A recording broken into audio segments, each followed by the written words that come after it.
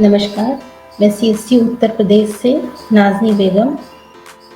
आज की मुलाकात की इस कड़ी में आप सभी का स्वागत करती हूँ। आज हम बात करेंगे पासपोर्ट सर्विस के बारे में। हमारे बहुत सारे व्यक्ति हैं जो पासपोर्ट सर्विस नहीं यूज़ करते हैं।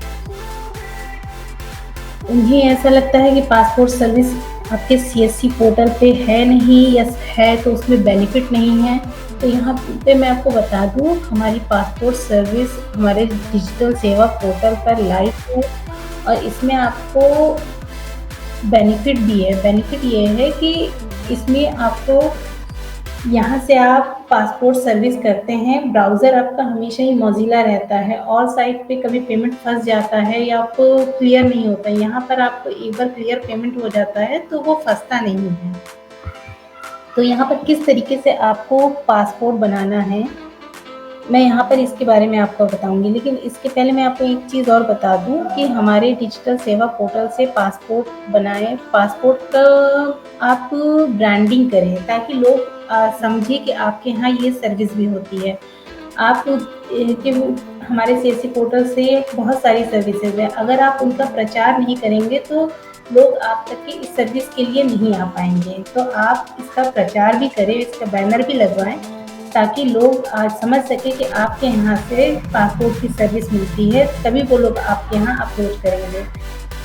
आपको पासपोर्ट कैसे बनाना है, इसके लिए आप डिजिटल सेवा पोर्टल पर जाएँगे, लॉगिन करेंगे। लॉगिन करने के बाद आपको यहाँ सर्च बार में पासपोर्ट सर्च करना होगा। इस तरह से आप पासपोर्ट सर्च करेंगे। पासपोर्ट सर्च होने के बाद आपको इस तरीके का एक आइकन दिखेगा, इस पर क्लिक हियर पे क्लिक करेंगे। क्लिक करने के बाद आपको ये पासपोर्ट यहाँ पर आपको आरपीओ सेलेक्ट करने के लिए आएगा। यहाँ पर आप अपना आरपीओ सेलेक्ट करेंगे। गो टू सेलेक्ट करने के बाद गो टू डिजिटल सेवा गो टू पासपोर्ट सेवा पे क्लिक करेंगे। ये पेज रीडायरेक्ट होके आपको पासपोर्ट की वेबसाइट पर लेकर आएगा। यहाँ पर आपको apply for fresh passport, reissue passport या apply for police clearance certificate, apply for background verification of GP, apply for diplomatic official passport. यहाँ पर आप व्यू सेव्ड सबमिटेड एप्लीकेशंस, यहाँ पर ये चेक कर सकते हैं कि आपने कितने कब पासपोर्ट बनाए हैं। ये वेबसाइट पूरी आपकी पासपोर्ट की वेबसाइट है, इसमें कोई भी एडिटिंग नहीं है, सारा आपका पासपोर्ट की वेबसाइट है। यहाँ पर आपकी लॉगिन आईडी शो करती है, जो भी आपकी सीएससी आईडी होती है। आपको नया पासपोर्ट अप्लाई करना है, apply for fresh passport, issue passport पे क्लिक करेंगे। Click here to fill the application form online, इस पर क्लिक करेंगे। क्लिक करने के बाद यहाँ पर आपसे किस तरीके का आप पासपोर्ट बना रहे हैं ये इंक्वायरी की जाती है। तो आप पासपोर्ट अप्लाई कर रहे हैं, फ्रेश पासपोर्ट कर रहे हैं या री इशू कर रहे हैं। तो अगर आप फ्रेश पासपोर्ट बना रहे हैं तो फ्रेश पासपोर्ट पे क्लिक करेंगे। टाइप ऑफ एप्लीकेशन, आप नॉर्मल पासपोर्ट बना रहे हैं या तत्काल पासपोर्ट बना रहे हैं। नॉर्मल बना रहे हैं तो आपको नॉर्मल पे क्लिक करना होगा। तत्काल मतलब आपको अर्जेंट में पासपोर्ट चाहिए होता है। टाइप ऑफ पासपोर्ट, बुकलेट में आपको कितने पेज का पासपोर्ट चाहिए, 36 पेजेस या 60 पेजेस। यहाँ पर हम 36 पेजेस को सेलेक्ट करते हैं। जितना यहाँ पे पेजेस होते हैं उसके अकॉर्डिंग अमाउंट भी होता है। तो यहाँ पर हम 36 पेजेस को सेलेक्ट कर रहे हैं। अमाउंट क्या होता है मैं भी आपको आगे बताती हूँ। नेक्स्ट पे क्लिक करेंगे। यहाँ पर आपको एप्लीकेंट की डिटेल फिल करने के लिए आएगी। ये डिटेल आप एप्लीकेंट का नाम, सरनेम, जेंडर और जो भी उसके डेट ऑफ बर्थ या और भी जो भी यहाँ पे इंस्ट्रक्शन होंगे वो फिल करना पड़ेगा। इस तरह से आपको एप्लीकेंट की सारी डिटेल फिल करना पड़ेगा। जब आप यहाँ पर एप्लीकेंट की सारी डिटेल फिल कर लेते हैं तब आप सबमिट कर देते हैं। पूरा आपको चेक करते जाना है कि कहीं पर कोई डिटेल गलत ना हो। व्यू सेव सबमिट एप्लीकेशन पे जाके आप इस तरीके से यहाँ पर आपको सारी डिटेल भरनी होती है। जैसे पासपोर्ट टाइप में एप्लीकेंट की पूरी डिटेल रहेगी, फैमिली डिटेल में उनकी फैमिली से रिलेटेड जो भी डिटेल होगी वो रहेगी। प्रेजेंट एड्रेस में जो उनका प्रेजेंट एड्रेस होगा रेजिडेंशियल एड्रेस वो फिल करेंगे, इमरजेंसी कॉन्टैक्ट नंबर में उनका नंबर देंगे, आइडेंटिटी सर्टिफिकेट, पासपोर्ट डिटेल्स यहाँ पर फिल करेंगे, अदर डिटेल्स आएंगी, वो फॉर्म आपको पेज फिल करना है, पासपोर्ट डिटेल वेरिफिकेशन वहाँ पर आएगा, वो आपको क्लियर करना होगा, सेल्फ डिक्लेरेशन देना होगा, सेल्फ डिक्लेरेशन देने के बाद आप इस तरीके से व्यू सेव सबमिट एप्लीकेशन पे जाके अपना एप्लीकेशन चेक कर सकते हैं कि आपने जो एप्लीकेशन किया है वो कहाँ पर है। इसके बाद आपको पेमेंट करना होता है। यहाँ पर आप एप्लीकेशन पे क्लिक करके, अगर आपके पास बहुत सारे ARN हैं या आपने काफ़ी पासपोर्ट अप्लाई कर चुके हैं और वो सारे ARN नंबर हैं और आपको सर्च करना है, तो आप ARN नंबर से यहाँ सर्च बार पे क्लिक करके भी अपना ARN सर्च कर सकते हैं। यहाँ पर आपने वो ARN ओपन किया, नेक्स्ट किया, उसके बाद आप पेमेंट करते हैं, ताकि जिस कंज्यूमर का आप पासपोर्ट अप्लाई कर रहे हैं वो वेरिफिकेशन के लिए पासपोर्ट ऑफिस जाके अपना डॉक्यूमेंट वेरिफिकेशन करवा सकें। नेक्स्ट करेंगे, उसके बाद आपको पेमेंट करना होगा। यहाँ पर आपका पेमेंट CSC पोर्टल से 100 रुपीज़ कटता है, जो कि आपको कंज्यूमर से लेना होता है, और इसके बाद यहाँ पर आपको आपका कमीशन भी मिल जाता है, 43 रुपीज़ आपका इस पे चार्जेस कटता है। यहाँ पर आपको जो भी आपको शेड्यूल चाहिए, जहाँ के लिए भी आप जिस भी डेट में आप वहाँ अवेलेबल होंगे और पासपोर्ट ऑफिस में, यहाँ पे वो शेड्यूल मिलेगा, वो शेड्यूल सेलेक्ट करके आप अपॉइंटमेंट ले सकते हैं। आपके यहाँ पर पासपोर्ट अप्लाई करने की जो फीस होती है वो आपकी 43.64 होती है, 56.36 ये आपका कमीशन होता है। पुलिस क्लियरेंस के लिए भी आपका 43.64 ये आपके वॉलेट से कटता है और 56.36 ये आपका कमीशन होता है। पासपोर्ट सर्विस में आपका कमीशन स्ट्रक्चर कुछ इस तरह से होता है।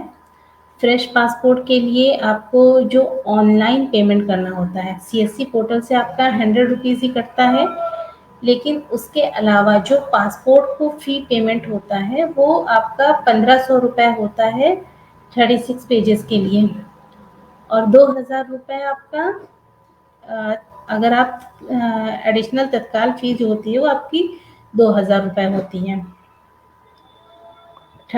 और 60 पेज के लिए आपका 2000 रुपये कटता है, तत्काल में भी आपका 2000 रुपये कटता है।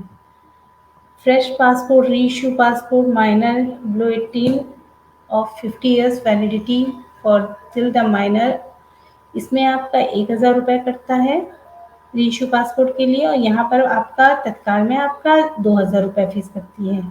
ये आपको फीस स्ट्रक्चर आप चाहे तो आपको पासपोर्ट की वेबसाइट पर भी आप चेक कर सकते हैं, जो आपका कमीशन है ये फीस स्ट्रक्चर होता है, जो कि आपको इन सर्विसेज के लिए आपको पे करना होता है। ये सारा पेमेंट आपका वॉलेट से नहीं कटता है, ये आपका ऑनलाइन पेमेंट कटेगा आपकी नेट बैंकिंग, डेबिट कार्ड या क्रेडिट कार्ड से, जो भी आपके पास अवेलेबल है आप उसके थ्रू इसका पेमेंट कर सकते हैं।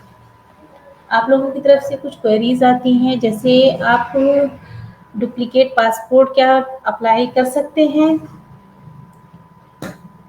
अगर आपका पासपोर्ट खो गया है, डैमेज हो गया है, तो आप री इशू पे जाके अपना डुप्लीकेट पासपोर्ट अप्लाई कर सकते हैं। क्या कंज्यूमर को ओरिजिनल डॉक्यूमेंट देने होते हैं? तो कंज्यूमर को ओरिजिनल डॉक्यूमेंट आपके पास नहीं देने होते हैं, लेकिन हाँ, जब वो वेरिफिकेशन के लिए पासपोर्ट ऑफिस जाते हैं तो उन्हें सेल्फ अटेस्टेड फोटोकॉपीज सारे ओरिजिनल डॉक्यूमेंट ले जाने होते हैं, और उनकी सेल्फ अटेस्टेड फोटोकॉपीज वहाँ पे ले जाके वेरीफाई करानी होती है। तो ये चीज़ आप कंज्यूमर को पहले ही बता दें, ताकि उनका वेरिफिकेशन इनकम्प्लीट ना रहे।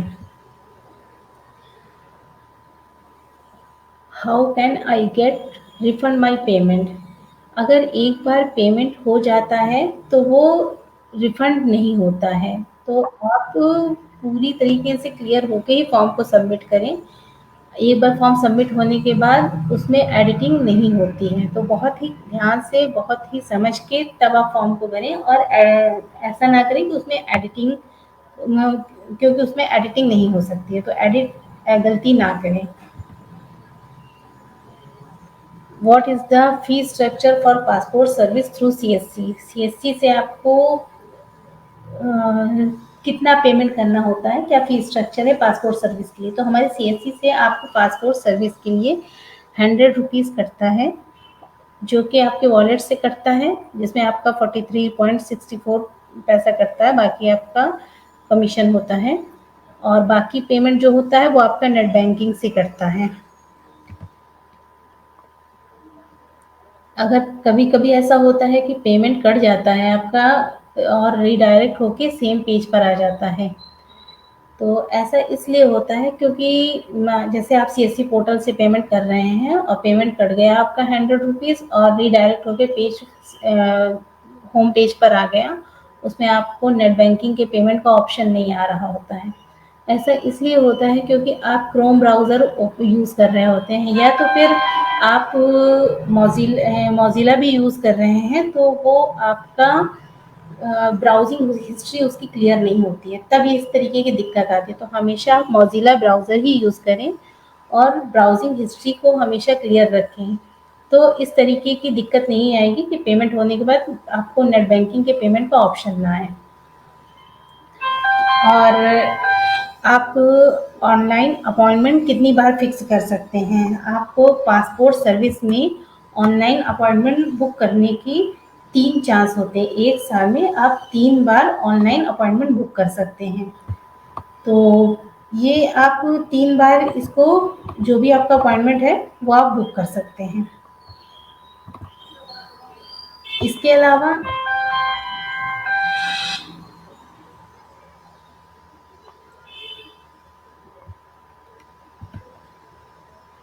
कभी-कभी आपको what can I do if authorisation fail? अगर आपको ऑथराइजेशन फेल का का एरर आता है, तो इसके पीछे रीज़न ये होता है कि आप जो नेटवर्क यूज़ कर रहे हैं पासपोर्ट बनाने के लिए, पासपोर्ट सर्विस को यूज़ करने के लिए, वो आप नेटवर्क आईपी लगातार चेंज हो रही है, कि आपने अप्लाई किसी पे किया और पेमेंट के लिए कोई और सिस्टम यूज़ कर रहे हैं। इस तरीके की अगर एक्टिविटी होती है तो कभी-कभी ये ऑथराइजेशन फेल का एरर आ जाता है, या आपका जियो का नेटवर्क कभी-कभी इश्यू करता है, या आप मल्टीपल सिस्टम यूज़ कर रहे हैं, इस तरीके के इश्यू आते हैं। अगर होते हैं तो ऑथराइजेशन फेल का एरर आता है।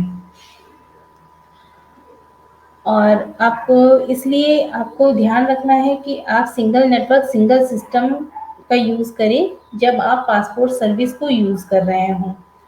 पासपोर्ट की सर्विस आपकी अच्छी सर्विस है, काफ़ी लोग पासपोर्ट बनवाना चाहते हैं, बनवाने के लिए दूर-दूर तक जाते हैं, या वो बहुत जगहों पर बहुत एक्स्ट्रा पेमेंट खर्च किए करके पासपोर्ट के लिए अप्लाई करवाते हैं। लेकिन अगर आप अपने सीएससी सेंटर पर ही पासपोर्ट सर्विस की ब्रांडिंग करेंगे, लोगों को जागरूक करेंगे इसके बारे में कि आपके यहाँ भी ये काम होता है, तो लोग आपसे करवाएँगे। तो आप अपने सेंटर पर पासपोर्ट सर्विस का बैनर लगाएँ, उसको प्रमोट करें, ताकि लोग आपके यहाँ से इस सर्विस को यूज़ करें। पासपोर्ट सर्विस में अगर आपको कहीं कोई इश्यू आता है, तो आप मेरी ईमेल आईडी nazni.begum@csc.gov.in इस वाली मेल आईडी पर आप हमें मेल कर सकते हैं।